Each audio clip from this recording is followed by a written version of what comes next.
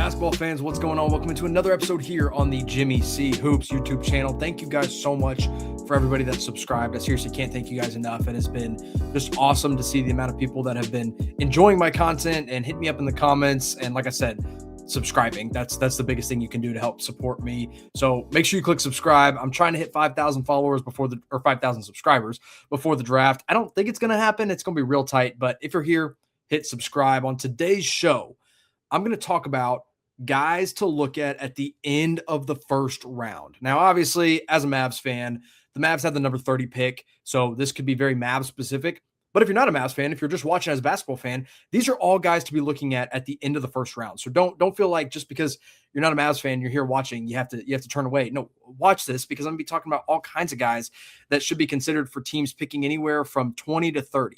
Now, the way I've broken this down is that I have 5 guys that I think are probably going to be gone by the end of the first round, 5 guys that would be considered reaches at the end of the first round, and then I have 9 players that I think will get genuine consideration at the end of the first round in this year's draft. Now, why 9? Why not 10? Well, I had 10. I had 10 names ready to go, and then Luigi Swigo pulled his name out, and he is going to college, so he is not going to be in the draft. So I didn't include him. He was one of the 10 guys that I would have considered at the end of the first round, but he's not going to be in the draft. So there's no reason to talk about him. But let's start with the 5 guys that are most likely going to be gone by the end of the first round. And when I say end of the first round, like I said, I'm thinking 20 to 30, but really closer to 25 to that 30 range. And number 1 is Ebuka Okorie out of Stanford. This kid has flown up draft boards. I thought for sure he would be an option for a team picking in the 25 to 30 range like the Dallas Mavericks. He's a 19-year-old freshman. ESPN has him ranked 26th in this class, but that's an outdated rank because at this point, I think he will be a pick in the mid to late teens, maybe even early 20s. He's 6'3", 186 pounds with a 6'8" wingspan, a great measurements coming out of the combine, 23 points per game, 3.6 rebounds, 3.6 assists, 35% from 3, but I don't know if that's really concerning quite yet. The thing is, he's just an elite self-creator, and he can get to the rim and puts pressure on the rim better than a lot of guards in this class. He also has really good vision. You look at the assists at 3.6, and you're like, that's kind of underwhelming for a point guard. But he's playing for Stanford, and Stanford did not have a lot of good players around him. So I think he is a very underrated creator for himself and for others. He's not that big, and he's not a very good defender as is. And so, look, the measurements are nice at 6'3", 6'8", but 6'8" wingspan, but it's a small frame. 186 pounds is a pretty slight frame. That's why this guy is probably not going to be in that first tier of guards, but I'd put him right below it. If he falls to the 30 range, you're sprinting to the podium. If he falls below 20, I think teams will be trying to trade up to draft Ebuka Okorie. So I don't think he's there at the end of the first round, but definitely a guy that if he is, you have to take him. Another guy in the similar range, Dailyn Swain out of Texas. ESPN has him ranked number 23. I think he's probably closer to a late lottery pick, if not late lottery, probably in the late teens. He's 6'8" with a 6'10" wingspan. He's a 20-year-old junior coming out of Texas, so he's actually pretty young. Like Braden is 20 years old, and he's a freshman. So 17 points per game, 7.5 rebounds, 3.6 assists. Just amazing at getting in transition and getting downhill and getting to the rim. Think Najee Marshall, the way Najee Marshall finishes at the rim, very similar, a little more athletic than Najee, I think Dailyn Swain is. But the thing that scares me off about Swain is his shot. It's a little bit of a slow release, and it wasn't very consistent in college. He only shot 34% from 3, and it's kind of unorthodox. He's got a decent handle, not a great handle. You'd like it to be a little bit better, but another guy and a great defender. That's another thing. He's a 6'8" wing with a 6'10" wingspan that can defend really well, really good size, really good strength. I think he'll be a good defender at the next level. I think he is an immediate role player in the NBA next year, but the question is, can he shoot? If his shot scares people off, I think he could fall, but it's most likely gone. He's most likely gone by the late teens, maybe early 20s. Let's go with a big man. We haven't talked about a big man yet. Cenac Jr. out of Houston. He's a 19-year-old freshman. ESPN has him ranked at 21, so far the highest ranked of these guys. 6'11" with a 7'5" wingspan. Amazing tools, amazing intangibles. It's just a question of, can he put it all together? Can a team get him and really develop him? He's an elite finisher. He's a great rebounder, a great rim defender, not a great free throw shooter. A lot of long-term upside as a shooter, but he still has some work to go in that area. I really like Cenac. I think he's going to be, again, a guy that somebody takes in the 20s, but could fall. And if he falls, again, this is a guy that I could see teams trading up for. One of my favorite point guards in the draft, Christian Anderson out of Texas Tech. He's a 20-year-old sophomore. He really improved from his freshman to sophomore year. One of the best, probably the best pick and roll point guard in this draft. Like right out of college pick and roll. Like Keaton Walker is probably the best NBA pick and roll point guard, but collegiate speaking, I mean, Christian Anderson was amazing. Elite shooter.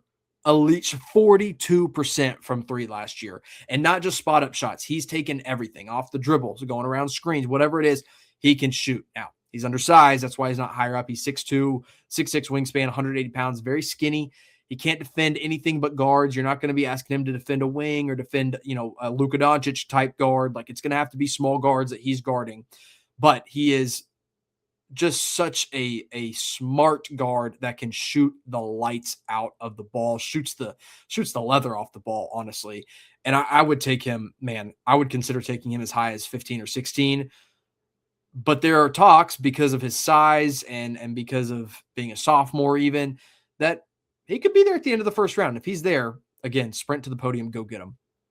Then the last guy on this list, Allen Graves, one of the analytic darlings. I mean, just one of these guys that rose up draft boards at the end of the year because of the stats that don't always show up in a conventional box score, like the assist rate and the steal rate and the block rate and all that stuff. He averaged 11.8 points per game, 6.5 rebounds, 1.8 assists, 1.9 steals, 1 block, and shot 42% from three. He's 6'9" with a 7'10" wingspan, 7 foot wingspan. He's a 19-year-old freshman. There were questions about him going back to school, but he's coming out and he is going to be in the NBA next year. He's a great playmaker from the wings. He's a really good defender, a really strong shooter, very versatile. Not a great finisher, not a very good athlete. He's a very, you're going to see him stuck in quicksand at times, but he's just one of those perfect glue guys that's going to slot into an NBA rotation immediately. Like, will play night one, day one. I don't think he falls that far. I think if anybody on this list honestly could fall to like 30 range, it's probably Allen Graves, unless some analytic darlings just fall in love with him. Analytic truthers, I should say. He is the analytic darling. But I think he's gone earlier than 30, earlier than even 25. I think mid to late 20s is more his range, early to mid 20s, I should say. And so I wouldn't expect him to be there, but it is possible. And if he's there, just a guy that you would be ecstatic with at the end of the first round. So those are the 5 guys that I think won't be there at the end of the first, but if they are, you sprint to the podium and go get them. Ebuka Okorie out of Stanford, Dailyn Swain, Cenac Jr., Christian Anderson, and Allen Graves. Let's talk about 5 guys that I think will definitely be there. They are definitely going to be on the board in that 25 to 30 range, but you might have to reach for them a little bit. You might have to see something in them that other teams aren't seeing in order to be confident in taking them at that point in the draft. And that starts with Baba Miller out of Cincinnati, 22-year-old senior, 6'11" with a 7'2" wingspan, 13 points a game, 10 rebounds, 3.7 assists, 1.2 blocks. Look, he shot the ball well in the combine, but he was a 19% shooter from three at the college level. So, like, be a little careful calling him a shooter. He's a defensive playmaker. He's an elite rebounder, a really good decision maker. He is toolsy. Toolsy is the term I would use to describe Baba Miller. But he's not very strong, and the shot is all hypothetical. Like I said, you have to work a lot on his shot for him to be a real NBA shooter. But one of those guys that, hey, this kid's 6'11" and he can play the 3? Okay, let's take a swing at the end of the first round and see what happens. Probably going in the second round, but could be a late first round pick. Another guy, Trevon Brazille, number 40 on ESPN's ranking. He's a 23-year-old senior. He's 6'11" with a 7'4" wingspan. Elite finisher, elite defender, elite athlete. He's got some bad injury history, including a torn ACL that scares some teams off. He's not going to be an elite offensive prospect, but one of those guys that you put him in the pick and roll and you lob it up to him. Reminds me of Daniel Gafford. Like, just a lot of, and they both went to Arkansas. So ironically, they remind me a lot of each other. A pick and roll center that will catch lobs and finish everything at the rim. The reason I wouldn't take him at the end of the first round is that he's pigeonholed into that role. Like, there's nothing else he's going to be doing for you. But if you need a pick and roll center, you could take him at the end of the first. Let's go with another point guard, Jack Kayil out of Germany, 37th on ESPN's big board. He's 6'3". He's 20 years old. He's a smooth creator. He's got a lot of skills and a lot of upside, but a lot of that right now is just potential. Stephen Gillespie talked about him on this channel, actually, of No Ceilings. We talked about Jack Kayil a little bit. He's been mocked to Dallas at 30 a couple times, especially by Kevin O'Connor. I'm not super high on him, but I do think there will be teams that consider him at the end of the first. German point guard, you naturally make the connection to Dennis Schroeder, very similar, similar tools, similar game. I think Kayil has a lot of upside, but you're going to have to spend a full year or two developing him for him to be NBA ready. Another point guard, Braden Smith, out of Purdue, a 22-year-old senior, one of the most decorated point guards in college history. He's a great scorer. The reason I couldn't touch him with a 10-foot pole at the end of the first round is that he's 5'11". He's always going to be the smallest player on the floor. I can't get on board. And he's not a great athlete either. Now, if you want to talk about comps, JJ Barea, shout out. I mean, they look like they could be brothers, honestly, in a funny way. I don't have him this high. I wouldn't take him at the end of the first round, but some team could really talk themselves into him. He's probably the best passer, like one of the best passers in this draft. So maybe that intrigues you a little bit, but personally, I wouldn't do it at the end of the first. I'd take him late second round at the absolute earliest. One guy I have fallen in love with at the end of the first round, Ogenna Onyenso out of Virginia, a 21-year-old senior, 7 foot with a 7'5" wingspan, best rim protector in the draft. Will block every shot, especially if he's blocking Cam Boozer. He's a defender and a rebounder, not going to do anything for you offensively. Defensively, though, you put him in. If a shot goes up and he's near the rim, the shot's going to get blocked. He averaged 3 blocks per game in college at Virginia. So, not playing against non-competition. He was playing against real competition and blocking shots left and right. I'm a huge fan of Onyenso, even if I cannot figure out how to pronounce his name correctly. But I love the kid. I think he will make an impact for a team next year. So I talked about the 5 guys that I think will be gone. The 5 reaches. The 5 reaches were Jack Kayil, Braden Smith, Ogenna Onyenso, Trevon Brazille, and Baba Miller. Let's talk about the 9, remember 9, not 10, players that I think will be available at the end of the first round that should be first-round picks, in my opinion. We're going to start off with Isaiah Evans out of Duke. 24th on ESPN's big board. I've seen him as low as 32. I've seen him as high as 18. He's a 20-year-old sophomore, 6'7" with a 6'8" wingspan, averaged 15 points per game at Duke last year, 36% from 3. He's an elite shooter. He's also really, really grown some versatility to his game, added some versatility to his game where he's not just a spot-up shooter. He's not just coming off screens making shots. He can create for himself a little bit more and getting better and better. He's got a slight frame. That's a little scary. But if we're talking about the Dallas Mavericks specifically, he spent a full year playing with Cooper Flagg at Duke. I think he would be an amazing pick for any team, especially my Dallas Mavericks, at the end of the first round. One guy that famously Jamal Mashburn said he would take over Cooper Flagg has now moved from a top 10 pick to maybe a first-round pick, and that's Koa Peat out of Arizona, 25 years old, 25th on ESPN's big board, a 19-year-old freshman. He's 6'8" with a 6'11" wingspan. You guys, every casual fan probably knows about Koa Peat because coming into the season, he was a top 5 lock, it felt like, and then nothing really developed at the college level. His shot is bad. He didn't really show anything outside of just being a bully and an elite intangibles kind of guy with really good athleticism. I would take the swing on Koa Peat at the end of the first round. If he falls that far, if he falls out of the 20s, I think you got to take the swing because there's just so much upside. He's not a defender, not a great defender. He can turn into a good defender because of the tools he has. It's also a question of, will he accept a lesser role in the NBA? Because he's always been the guy. On every team he's been on, he's been the guy. Now, he took a little step back at Arizona because Arizona was basically a super team. But if he accepts a role player role in the NBA, which he's going to have to because he's not a star, I think he's going to be a great pick. I think he's going to be a steal. Just a question of, can he put it all together at the next level? Joshua Jefferson out of Iowa State, my next guy, number 31 on ESPN's big board, 22-year-old senior, 6'9" with a 6'11" wingspan, NBA-ready body. I mean, basically the exact opposite of Koa Peat in terms of NBA readiness, because this will be a plug-and-play player immediately, 16 points per game, 7 rebounds, 5 assists. The upside isn't there because he's a little bit older, and it looks like he's kind of tapped out of his potential, but Great defensive versatility, can guard the 1 all the way to the 5. I think he shoots well on spot up shots, but they're only 34% from 3 on 3 attempts per game. His shot is not a strength. It's more just spot up shooting that you can ask him to do. He's not very good at finishing around the rim. He's a below the rim kind of finisher, but he's a great defender and he's a great playmaker. As a wing that can make a connecting pass, he is that guy. You give it to him on the wing, he's going to make the right play, make the right read. He just has a great feel for the game. And a lot of the draft guys that I talk to really value feel. And Joshua Jefferson is an elite feel guy. So a guy definitely that I would consider at the end of the first. He's just going to, again, he's going to play from night one. He is that ready. He will play on night one. Let's go to a big man, Tarris Reed out of UConn, 22-year-old senior, 6'9". Not 6'9". He's about 6'10". He's a big man, rebounding monster. He is just absolutely built.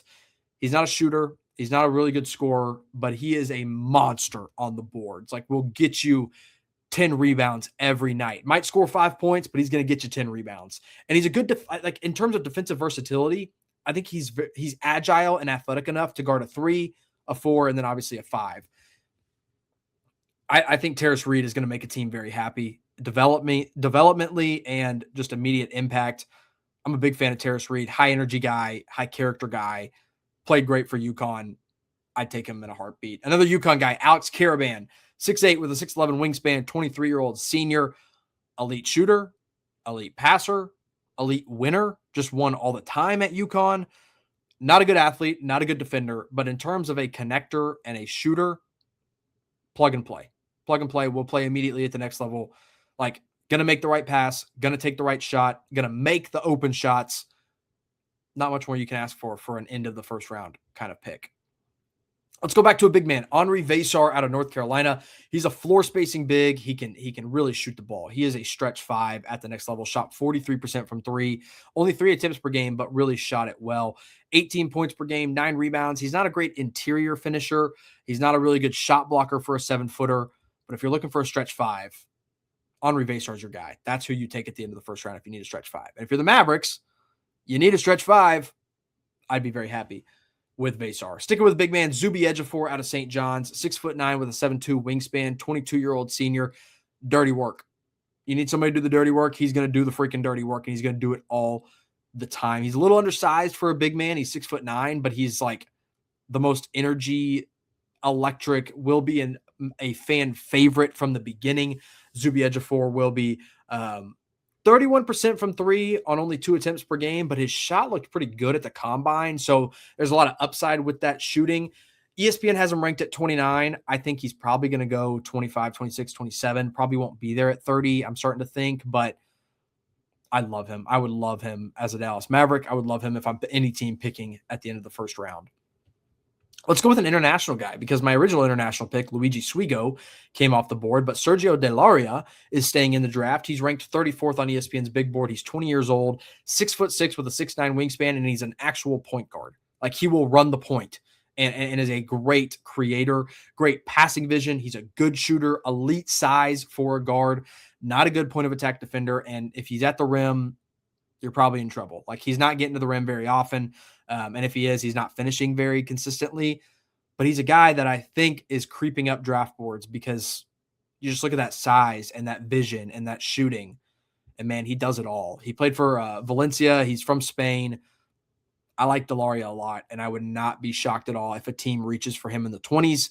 But if he's there at 30, I think he's going to make a team really happy.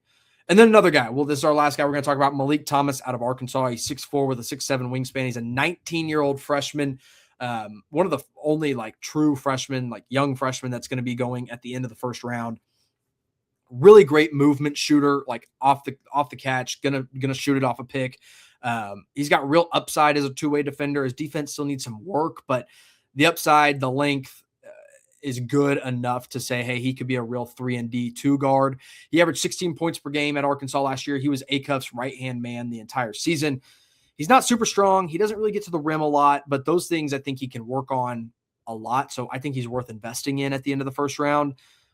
These freshmen, man, just like you can put so much weight on them and you can really develop them however you want. So I think Malik Thomas would be a great pick at the end of the first round, especially if you're the Mavericks who desperately need shooting and shooting off the bounce that way. I am all for a pick in Malik Thomas. But there you go. I feel like I just flew through that. My 5 reaches, the five guys that probably won't be there, and then the 9 guys that I think will be available at the end of the first round. If any of these guys are, I mean, I just named what? How many guys did I just named? 19 players. Like, if one of these 19 players is not a Maverick on draft night with the number 30 pick, I will be shocked. I think one of these guys could very well be the pick. I'm looking very closely at Zuby Ejiofor, at Henri Veesaar, and then I think Sergio Larrea is another guy the Mavericks will look really heavily at number 30. Now, who knows? There could be names that pop up that we have no idea, didn't think there was any chance that they fall, and they just keep free falling. But number 30 and into the first round is going to be, it's loaded, man. This draft is loaded. So if you made it this far in the video, you guys know what to do. Hit subscribe, please. If you haven't clicked subscribe, please subscribe. Subscribe. Give this video a like. Hit me up in the comments, and I'll see you next time.